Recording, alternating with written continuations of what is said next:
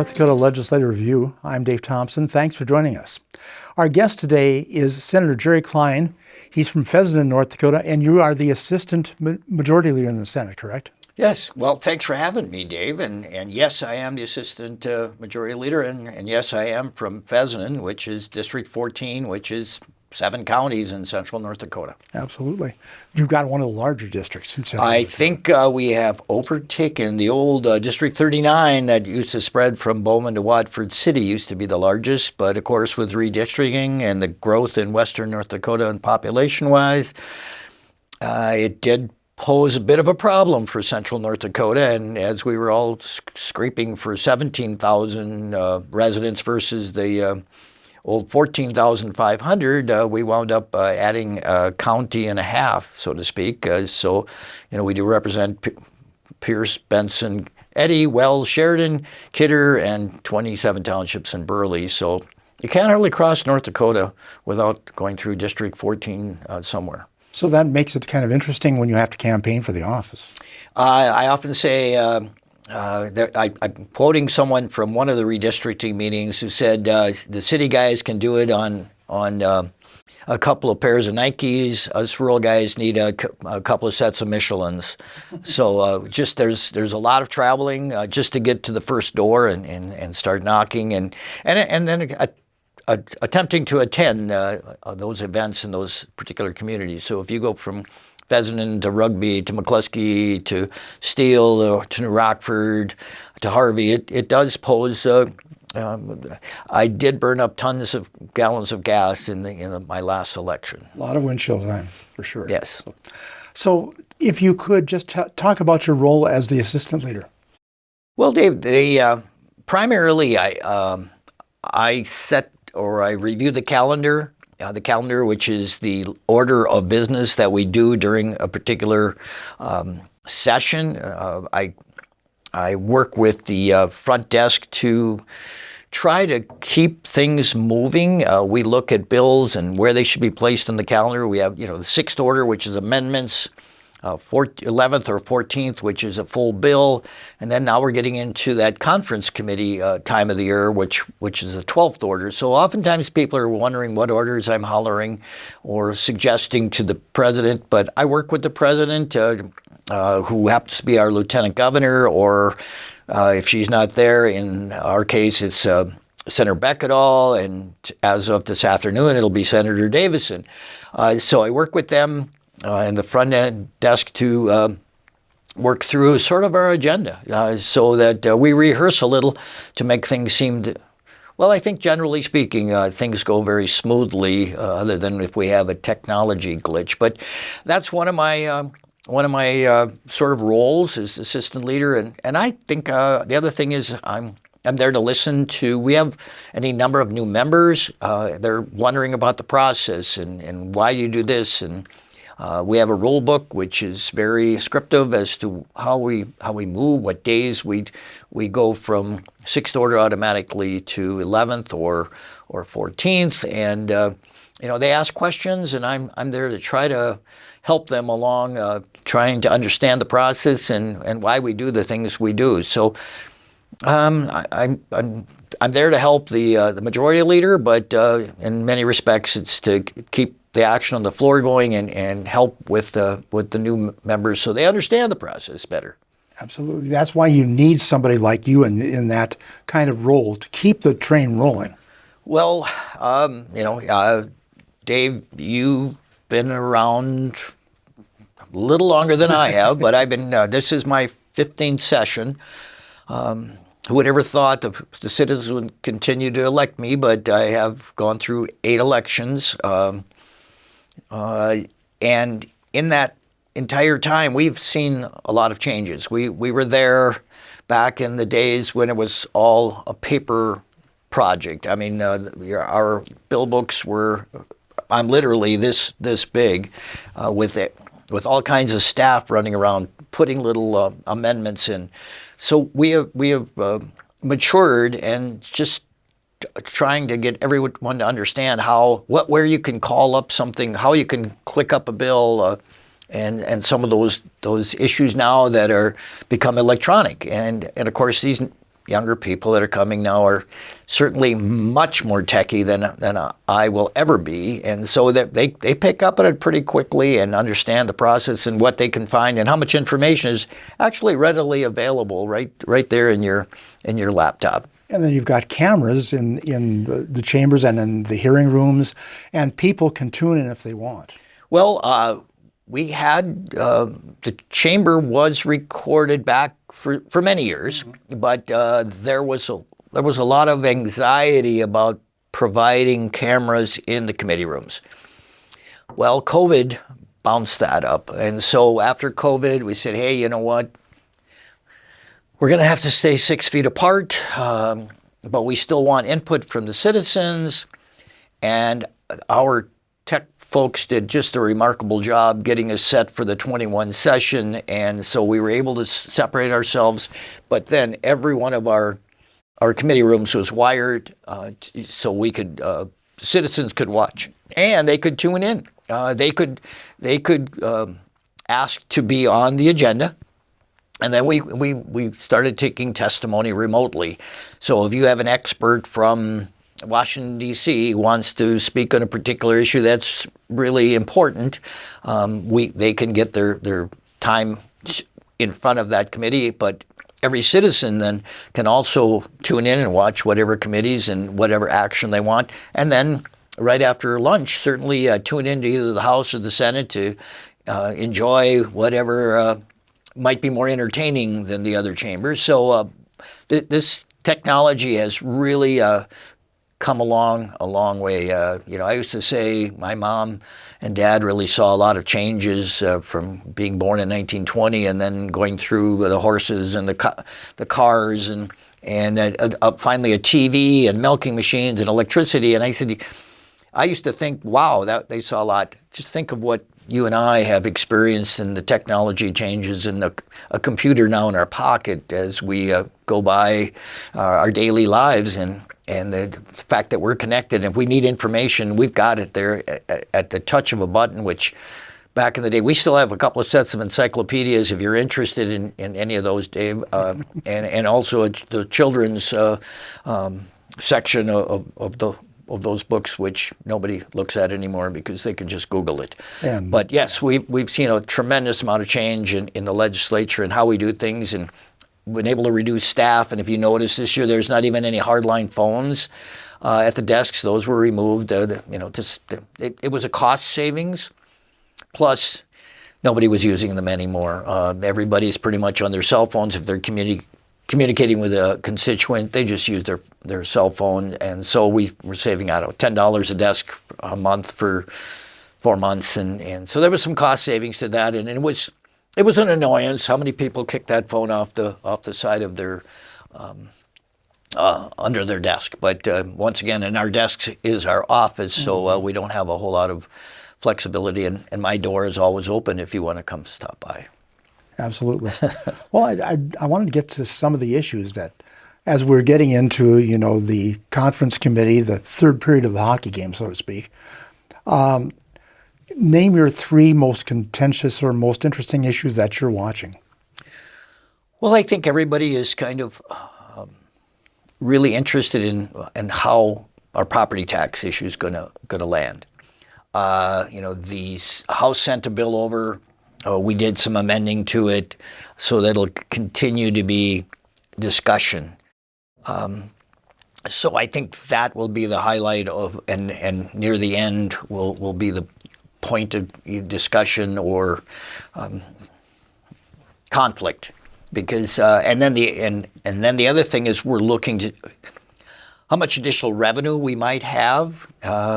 We didn't get a real rosy picture in this last budget report, revenue forecast, with the stripper well issue happening and the revenue from oil not quite being to where we expected. And of course, right now at the federal level and at the stock market, we're all wondering, how bad, or maybe we're just taking. It has not affected us at this point yet. So that the other revenue sources that may be added to increase one of the property tax issues. I think it's a point of contention when we talk about yearly sessions. For me, I think I've been accustomed to working those 80 days or almost 80 days. Worked hard. We are very proud of the fact that we hear every bill gets a hearing and every bill gets a floor vote. I would sense that will have to change into the future because if we're going to limit ourselves to half of that per session, will the leader get too much power? And that could be another contentious issue. I think just the whole budgeting process now is getting to where what's really a need and what's a want, but nobody knows which one they are unless it's their ox that's getting gored, so to speak. Because we're really trying to hone in on maintaining that revenue. Knowing what the revenue is, knowing where we're, as of Wednesday, we were, 172 million still upside down on the general fund. So you take that 172 and expect the $75 million ending fund balance, that gets us up to 250 pretty quickly. And so there's some shaving that's going to need to be done. And those are always difficult times now when we become arguing with I'm not saying arguing, creating compromise with our House colleagues. Well, they can get contentious at times depending on who's got a favorite thing in the debate. You're absolutely correct. I mean, we all have a favorite thing or something that we certainly think it's totally necessary, where in 46 other senators' eyes it's not. But that's what we come there to represent our district and then the state. And so sometimes our hearts are with our district until the very end, and then we have to realize that what's best for the state, and is this really something that's ultimately really important that we get past, and that we can hang our hat and saying, hey, I got this. But so yes, you're absolutely right. We've got some work to be done on those conference committees, especially as it relates to the budgeting process and the tax issue. Well, the one budgeting process I did want to bring up is I've been hearing a lot of back channel talk about the new state hospital, and that the Senate and the House are approaching it a little differently. That has been discussed in a number of different ways. As you may recall, we're looking at either anywhere from $285 million to $330 million, depending on who you ask.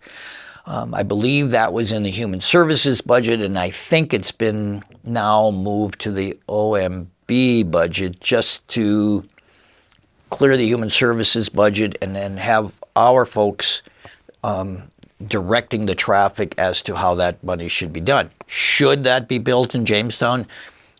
Do we need to have 8 regional centers? The Constitution says the state hospital shall be in Jamestown. We have to work around those parameters. Do we bond for that? Bonding is kind of, the Senate is not really excited about bonding any issues. We're more, if we can do this, we're going to do it with SIF funding, straight state infrastructure and improvement fund, or maybe we don't need it at this point. When do we need the money? Are we shovel ready?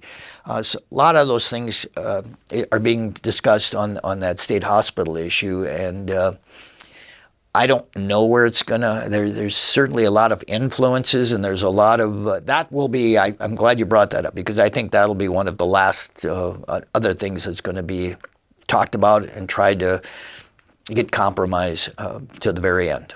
And you brought up bonding, because I think that's an interesting discussion, because when you started the session, bonding looked like a possible option, but given some of the economics right now, maybe not so much. At least that's what I'm hearing.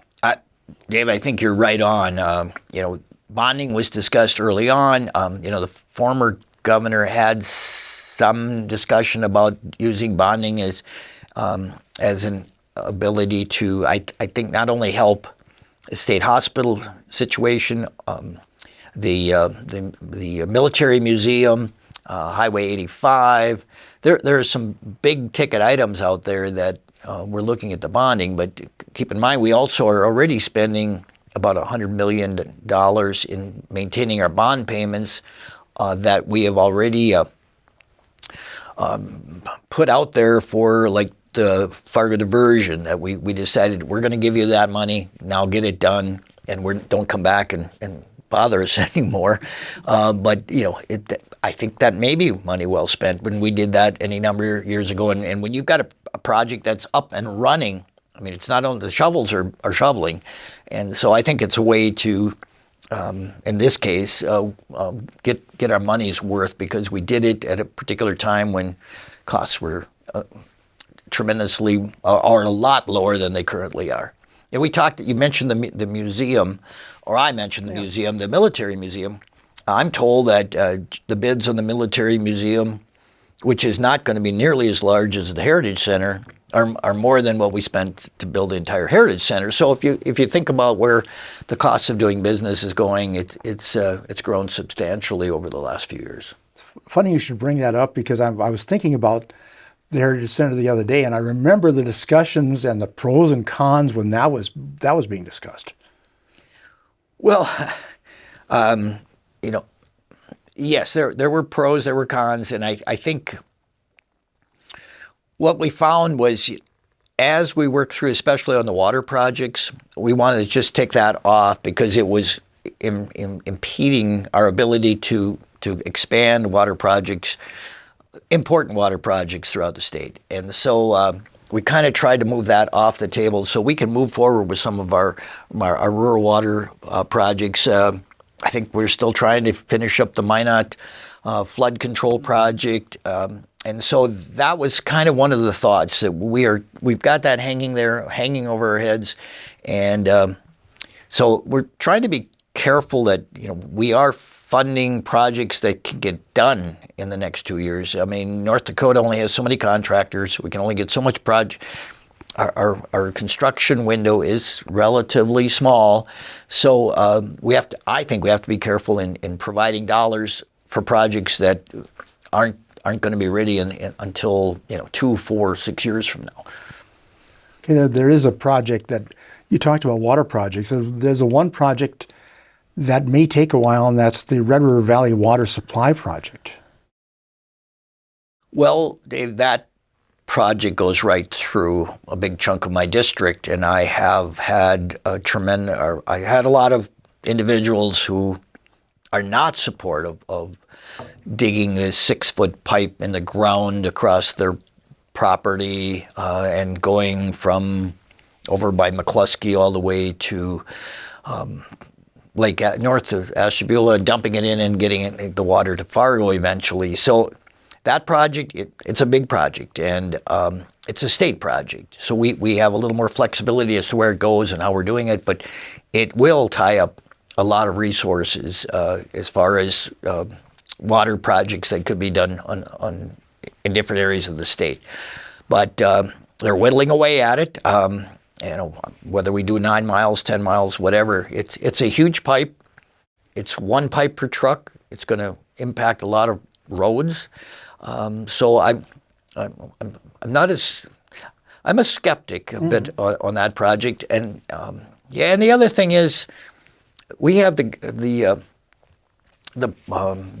diversion ditch north of Fessenden, which was just being talked about back when we moved there in '78, and there was a lot of controversy, and we watched this this canal go cut through our county, create a lot of disruption to rural traffic, rural roads, added a lot of new rural bridges that now are becoming issues, and it absolutely serves no function. And that's been a difficult thing for the Wells County folks, or even folks who may have experienced it from Sheridan County all the way to through Eddy County, to see something, the canal to nowhere, and the resources that were spent, the dollars tied up in that thing, and so there's some skepticism about, will this pipe be the true answer, and so I think that one is still out for debate.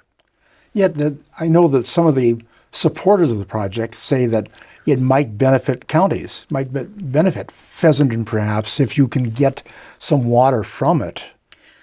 But that's another difficult discussion, I'm sure. And I'm not sure. I haven't followed it this session as much as I did last session when we tried to help my producers in Southern Wells County with some conflict that they may someday have with the Red River water supply. But cities are signing up and trying to be in line, similar to a major gas project. But when this project gets done, hey, we're gonna buy some water from you because a couple of questions there. I don't think we know yet what the water is going to cost. But communities along the way, and certainly this is a project that we're certainly hoping to help the valley. The Red River Valley is. You've seen the old pictures of the 30s when there wasn't hardly but a trickle going down the Red River. Do we have some concerns about that? Maybe, and whether or not we get there. This is a big project, and it's expensive. Well, it just can't be done in one session. Or it can't be done in 2 years. I would suggest it's going to be a while before we get this thing completely done. There are other water projects, of course. You've got the Southwest, which is just kind of an upgrade of what they've got going there. You've got the NAWS project in the Minot area, the Northwest Area Water Supply Project. You had mentioned the Red River, the flood, that which is happening in the Red River Valley diversion. And then in Minot, you've got the Minot Flood Control Project, too.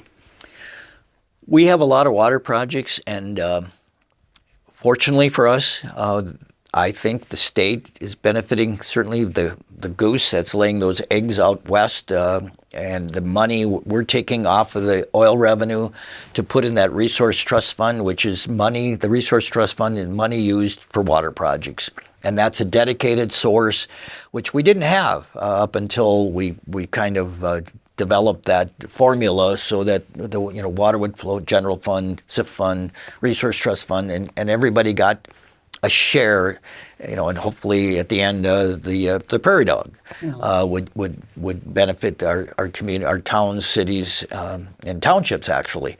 So I think with the oil revenue, and hopefully that we can maintain that, that has provided us with an opportunity to do a lot of water projects that were stalled back when. In the early 2000s, when I was here, when we started, we were struggling with. Well, we're trying to keep our young people here in the state. We're all struggling with projects because we didn't have any sort of revenue that was. We'd gone through the booms and busts of oil, so now we are trying to catch up. And there's lots of projects, and hopefully we can get caught up before there should be a downturn in the oil revenue, because that would be critical. Well over our 50% of our budget comes in some form from oil. Well, since you mentioned that, the old adage is oil and water don't mix, and we've proven that wrong in North Dakota. Well, yes and no. But yes, or the old adage that whiskey's for drinking and water's for fighting over, because every time there's always conflicting in many respects. Although the folks out west we have tried to help them. We've done a lot for Western North Dakota to help with their infrastructure, because they were really impacted during the boom, the early 2010 to 13, and the workers coming and going and living in cars, and along with that comes more crime and more people and more housing issues, and I think we're at a point now where things are really working out, I think, for the citizens and the Western North Dakota, and we've got people living there and sending their children to schools and participating in the community. So I think we've leveled that off. So I think in a lot of respects, I thank our Western North Dakota folks. And at one point, it seemed like they were in with their hand out constantly. And I understood when you traveled out there, you knew why. But I think we've reached a point now where they continue to help us out. But and now they're contributing to the entire state. And that was the whole idea when we developed the formulas. And of course, Senator Wartner and the Prairie Dog dollars that he worked through in that formula. We've got about a minute left, so I just have a couple of real quick questions for you. Sine die, when? Well, our goal is April 30th, which would provide us with an additional 7 days of an opportunity to call us back. We won't be past the 80 days. Concern there being we don't know what's happening at the federal level. We don't know what's happening in the oil world. We want to have that opportunity to call us back. So we are on this April 30th. So if you're taking any bets with your friends, bet on April 30th because you heard it from me. I've already lost my bets on that. So, but okay, very briefly, speed limits, yes or no, going to 80 miles per hour? The bill is going to be heard in the next by early next week. 80 passed the committee. I'm not an 80 supporter, but Senator Rommel has done a tremendous amount of work to, okay, if we're going to go 80, let's also provide some additional penalties. Our whole fine system is all goofed up. Our point system's all goofed up. So he's got a lot of work. It's going to be on the floor. We'll see if we can move that down the road. Well, thank you for being here. Oh, Dave, thank you. It's always been a pleasure. My guest today, Senator Jerry Klein of Fessenden, the assistant leader in the North Dakota Senate. For Prairie Public, I'm Dave Thompson.